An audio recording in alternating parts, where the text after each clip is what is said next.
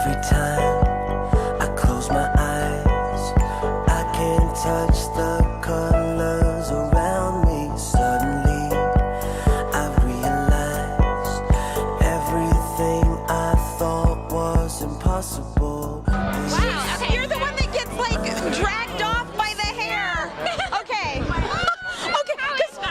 How was it working on that set? Because the Volturi thing, it's always described as a little bit camp, and whereas the rest of it's very lush and vibrant, meadowish. Oh yeah, it's so dark, and the dungeon is so real. The set is very, very intense, and I mean it's not hard to feel the energy because it's just so massive. And the actor Michael Sheen is so good. All of the actors in the Volturi are just phenomenal. So it's great to be a part of that.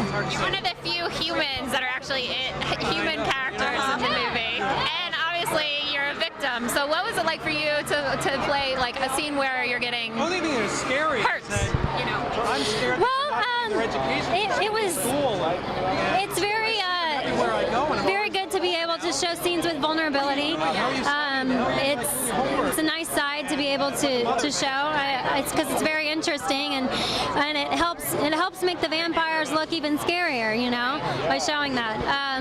And it wasn't hard because those big guys are just so. Yeah, I was gonna say, were Charlie Bewley and Dan Cudmore kind to you? They were so kind. I was having to think of someone mean because these guys were just not mean. They're like, "Are you okay? Did we hurt?" Well, they're kind of cut-ups. They are. They're hilarious. Oh, they're so much fun. They brought a lot of life to the set. Yeah.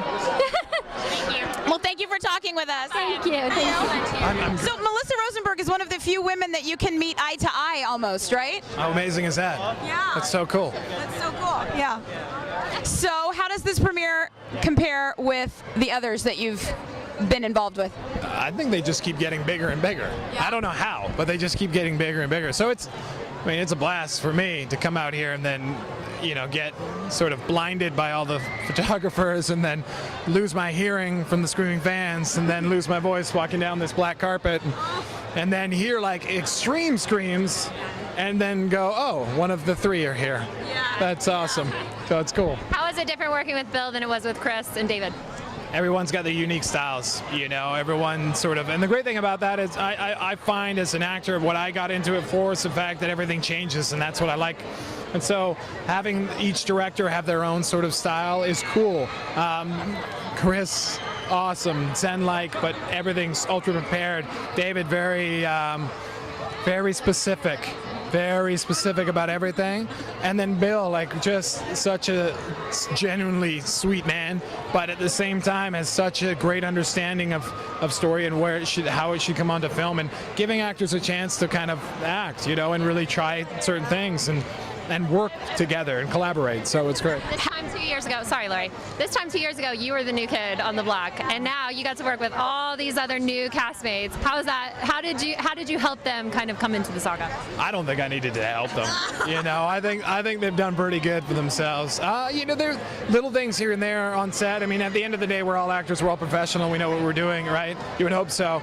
They're all great on set, but you know, little questions about certain things outside of the filming, and it's great to kind of lend whatever experience I've gotten over the years to them and help them in any way I could. How was it? I know maybe you can't answer this. It's a Breaking Dawn 2 question. Oh, okay. How was it to finally get like kind of the mojo? What's the word? Oh gosh, like the battle sequence, like we're getting to finally do what we need to do and battle these Cullens. To kill Bree though. Well, yeah. My character's gotten to have a little bit of fun throughout the film. Well, you had some fun in this one. Then Bree. Yeah. And then You kill some poor woman delivering a letter. I don't know what you're talking about.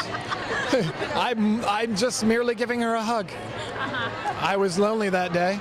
Yeah, it's fun for me to play this character who gets to have, you know, I mean, for me, I like the darker side. I think it's a lot of fun to attach yourself to a darker character.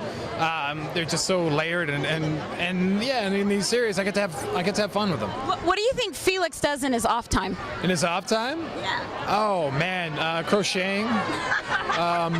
Yeah, maybe a little bit of yoga, Pilates. You know, I want to pull a muscle. And then working on diets and really kind of getting down to his cooking. You know, I think maybe hiring Bobby Flay to come in and Jamie Oliver and teach him. Or maybe eat them. Afterwards. Why not? Thank you for talking to us. Thank you. Thanks a lot. Thank you. See you later. All right.